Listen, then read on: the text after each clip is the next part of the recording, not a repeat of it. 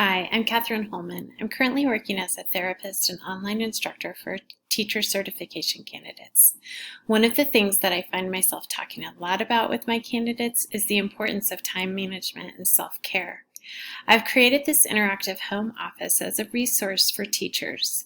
I hope you will find the links I've included to be helpful. I'd love to share with you as well how I've come to create helpful routines and habits in the midst of a very rigorous schedule, with a number of responsibilities that allow me to maintain a healthy lifestyle while meeting the demands of work, school, and family life.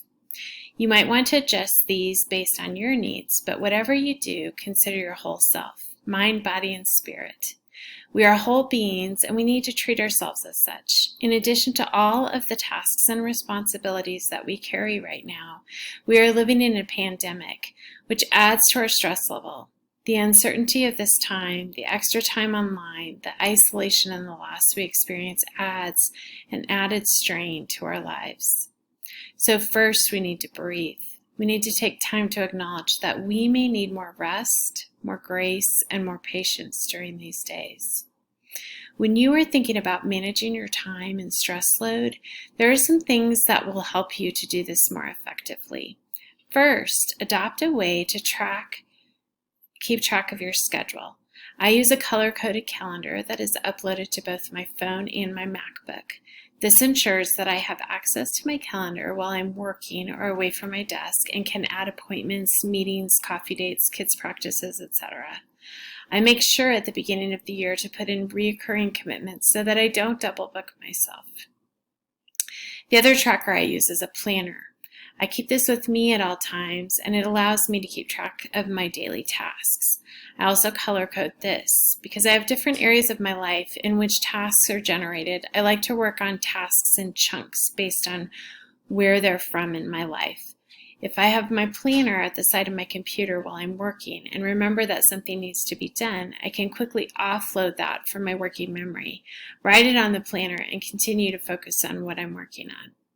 We can experience cognitive overload when we try to keep too much in our working memory, and that can impact the effectiveness with which we complete tasks. At the beginning of my day, I prioritize my tasks. If I have a small window of time in between meetings or teaching or attending a class, I look to see what small task I can accomplish. This checking off of the smaller tasks creates momentum and helps me to see that I'm chipping away at the list. These menial and smaller tasks, once cleared, allow me to have more working memory for the bigger tasks on my list. I also see what I have in terms of tasks for the day and may need to put something on a different day of the week to work on, but at least I know that once I've put it on my planner, I don't have to worry about it. I also try to focus on one thing at a time and put a time limit on how long I will focus on that task or project. Setting an end time or a break time motivates me to focus, knowing that I'll get a break. When the end time comes, I make sure to get up, because when we move, our blood flow increases and in turn it re-engages our brain. These short breaks where we might step outside or run up and down the stairs to put in a load of laundry helps us to meet our physical needs. You may be a working teacher and the breaks may have to come when your students have breaks and you take a quick walk around the school building. Whatever you do though, break it up. Break it up with a physical activity that can help you to restore that blood flow in your body. Did you know that children are thought to have nature deficit disorder? A recent study also showed that a 90-minute walk in which participants didn't listen to music or a podcast, but just attended to the things that they saw and heard on their walk significantly reduced their rumination. Rumination is worry and frustration and fixation about things.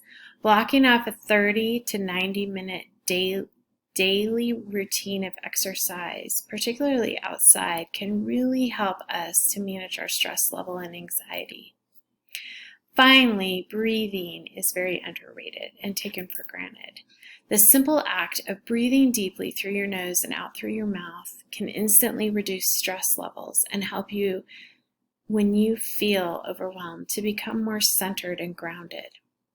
We're designed to be resilient and to do hard things. We can do hard things, but only if we're tending to the needs of our mind, body, and spirit.